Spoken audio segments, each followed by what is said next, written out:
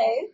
Hi, Simone. How are you? Good. How are you? I'm good. I'm here with Simone, the owner and curator for Clout TV. Amazing event. She literally puts together every year. It's amazing. My friends go every single year and talk about it and how much fun they have. Last year I missed it, unfortunately, for the first time, but it's amazing. So I just want to ask you, how did you make your start? So our start was a little bit serendipitous in a way. We started out with a Google group about the quick and dirty story because it was a bunch of girls who were talking about natural hair, and we had a meetup one day in an apartment in Brooklyn with one of the other founders. There are five of us. We decided to bring it to the public. We put the pictures together from that experience at the meetup and was able to source one sponsor, found a venue in Manhattan, and had our very first event. And, Curly Girl Collective was born. 3 years later, after having small events, we came up with Curl Fest. We wanted to create an outdoor space where we can bring more people. Men wanted to come, more. We wanted a space that could fit more than a couple of hundred. And so we came up with a great name, Curl Fest. Reached out to a couple of beauty brands and pitched it. And our first event was a success. Maybe 1,000 to 1,500 people came, and the rest is history. Do you feel like by naming it Curl Fest, you excluded the people with straight hair? That's a good question. We get that question all the time. Even people with locks sometimes feel excluded because of the name. So we thought about that, and it's something that we have to explain all the time. At the end of the day, Curl Fest and Curly Girl Collective, even though it's in the name, it's not about hair. And it's hard for people to understand that, but hair is really just maybe a tangible representation of the real issues, which include exclusion of people that look like yourself and I in the beauty space, and redefining beauty standards, and reversing skewed perceptions of beauty that we have learned to accept over the years from when we were a young child to young women. We have to relearn how to appreciate our features because we don't see ourselves represented. So it's much more than hair. That's amazing. That's a dope idea. So when you came up with Curly Girl Collective, what made you name it Curly Girl of all things? It sounded good.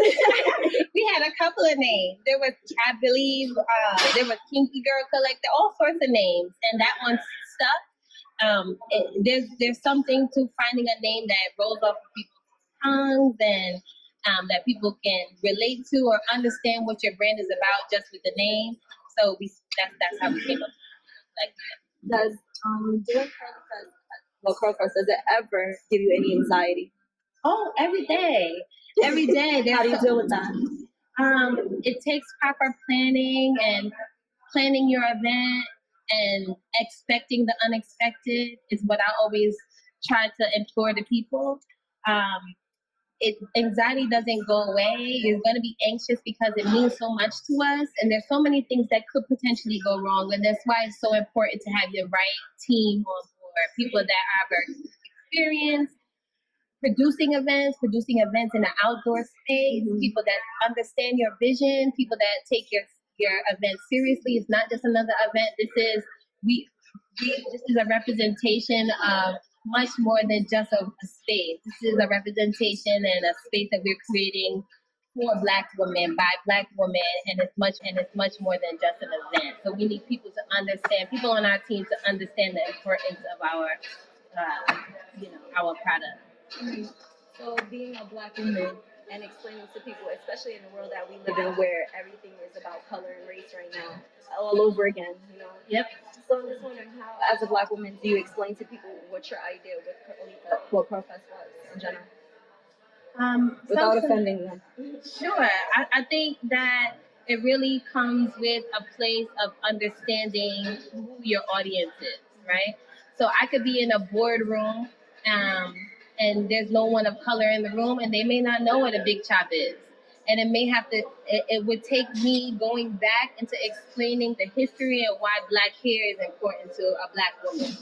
And the history is explaining why it's more than just hair, right? And why race relations, political relations, are all intertwined in something that you may just think is just here, but it's not.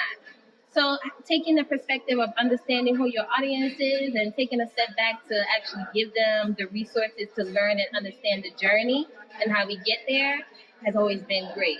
As you can see in the media now, even other brands that may not have been marketed towards the multicultural beauty are now, because they're starting to get it, and we're making the conversation important and putting representation of you and I up in the forefront, and this is why it's important. So they're seeing that, and things are changing.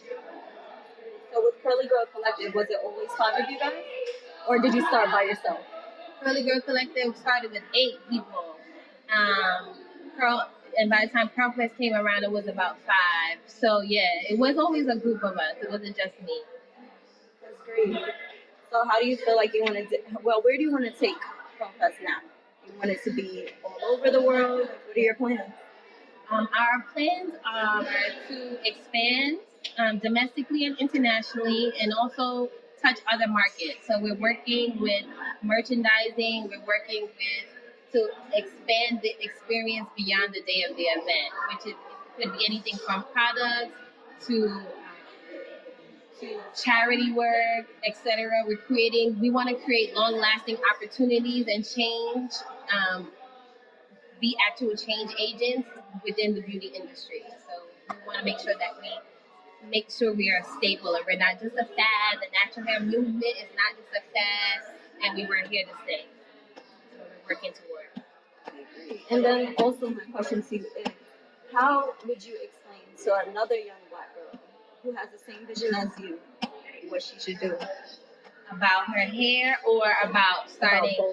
About both. Okay. So I think that I just spoke to a young lady yesterday, and I think the first thing I would talk to her is about understanding the environment that she has to grow up in.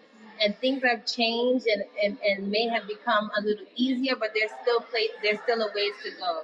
So setting the expectations with her to understand that not everybody is going to understand your journey. Not everybody's going to see your vision. But the only thing that's going to keep you and make sure that you're successful is that you're authentic and you stick with whatever your vision is.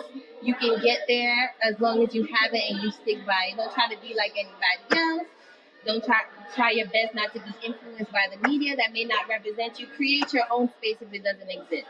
Those are the types of things I would try to teach my young girls that turn into young women, that were never taught the ways to navigate life or experiences that don't necessarily cater to them or people that look like them. That's so great. Well, thank you. It was a pleasure meeting you. Absolutely.